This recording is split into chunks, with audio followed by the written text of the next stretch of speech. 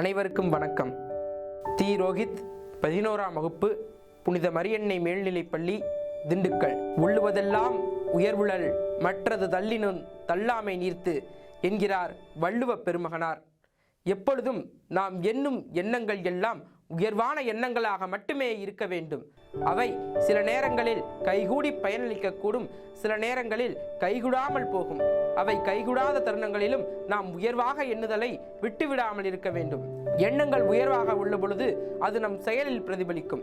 அது நம்மிடமும் நம்மை சுற்றி உள்ளோரிடமும் ஒரு ஆரோக்கியமான சூழ்நிலையை உருவாக்கும். அதுவே நம் வெற்றிக்கும் அடிக்கோலாக அமையும். சில நேரங்களில் வெற்றி கைகூடாமல் போகும்.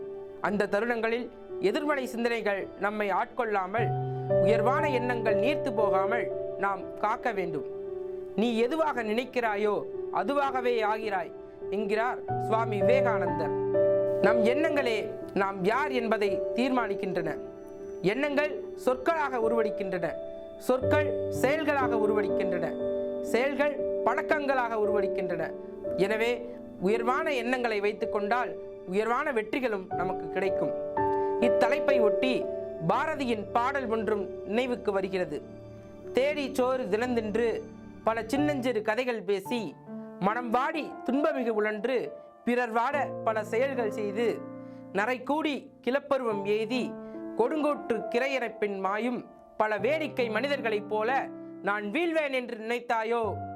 அதாவது சின்னஞ்சிறு கதைகள் பேசி சிறுமையான செயல்களை மட்டும் செய்யாமல் உயர்வான செயல்களை செய்ய வேண்டும் என்று கூறுகிறார். எழுமின் விழிமின், குறிக்கோளை அடையும் வரை அதை அயராது உழைமின்.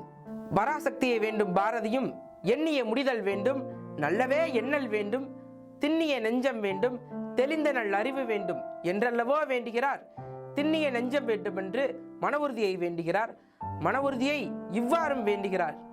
மனதில் உறுதி வேண்டும், வாக்கினிலே இனிமை வேண்டும், நினைவு நல்லது வேண்டும், நெருங்கின பொருள் கைப்பட வேண்டும், கனவு மெய்ப்பட வேண்டும்.